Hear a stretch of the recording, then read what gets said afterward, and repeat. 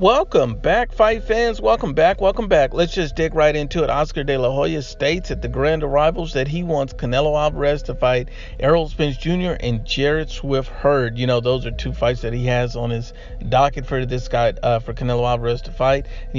Oscar De La Hoya has made a lot of claims and stated that he wants Canelo to fight the best. But you know what? The one thing about Oscar De La Hoya is you can say that he does put Canelo Alvarez in some of the biggest fights, and he puts him in with the best competition. A lot of people doubt Oscar De La Hoya, but look at who's Canelo's fought. He's fought the Miguel Cottos, he's fought the Floyd Mayweather, he's fought the Triple G, and now he's fighting Danny Jacobs. So there's no big name that you can say that Oscar De La Hoya wouldn't legitimately put in the mix with Saul Canelo Alvarez. So these are direct statements from Oscar De La Hoya. He said, I love Jarrett Hurd. He's a good fighter. The Charlo brothers, bring them on. The only problem that stands in the way is Al Heyman.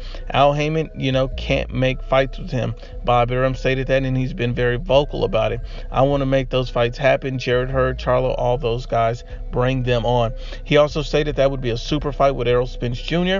Spence is always worried about business and the money. You can make the most money fighting Canelo Alvarez at 160, so come on down, bring it, let's do it.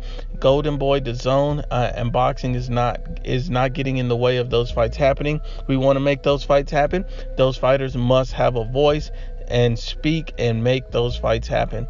And I agree 100% because, those are Errol Spence Jr.'s own words. He stated that he wants the biggest fights. He's even welcomed a Canelo Alvarez fight in the past. Told him to call out, make the fight.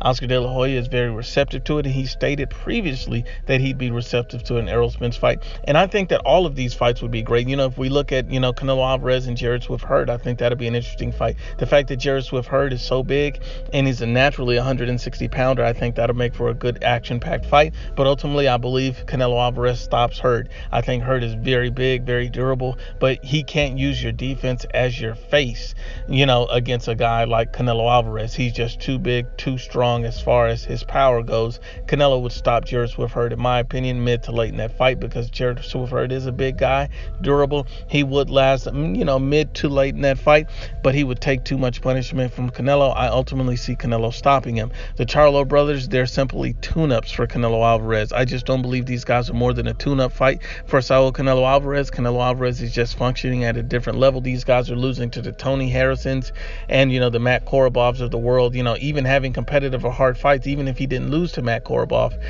these fights are too close, too difficult for them. And to rise to the level of a Canelo Alvarez, they're nothing more than tune-ups for Canelo. And then you look at the Errol Spence Jr., who just defeated Mikey Garcia, a guy who moved up 2 divisions in weight. And, you're going to hear a lot of fanboys saying that, he never tried to stop Mikey.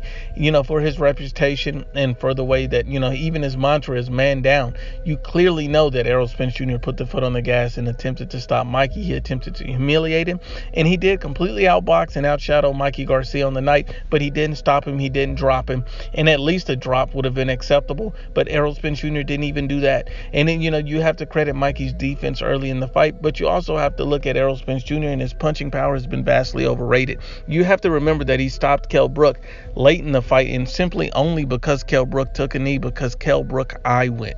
Other than that, there's no way a damaged Kell Brook should have lasted 11 rounds against Errol Spence Jr. if he was the monster you say he was. He threw over 1,000 punches at Mikey Garcia and couldn't drop him one time. His power is completely overrated, and I don't believe that he'll be a monster at 160 pounds. I do believe Errol Spence Jr. would be fully hydrated at 160, as he's more of a natural 154 to 160 fighter. And Errol Spence Jr. has mentioned fighting as high as 168 one day, possibly. So he does believe in his skill set. He did show that he could box against Mikey Garcia, but we hadn't seen him box like that against a bigger opponent.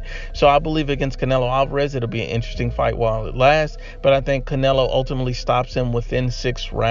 I just don't think Errol Spence Jr. could go the distance against a guy that hits as hard as Canelo Alvarez, that has as many skill sets as Canelo Alvarez. But I think it would be an interesting fight. I think it'll be a super fight and the biggest payday of Errol Spence Jr.'s career. And if he was somehow able to survive and even win the fight, he'd become an instant superstar overnight. But at the end of the day, Errol Spence Jr. has gotten a lot of attraction and a lot of attention from a lot of the fans in boxing, and I think that would be a super fight right now. But ultimately, I see no way that Canelo would ever lose lose the fight. And I don't even see the fight going past 6 rounds. I think Canelo stops him early.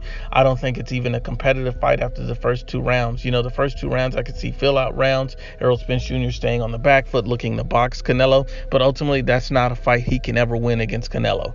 But at the end of the day, Canelo Alvarez stops all of these guys easily.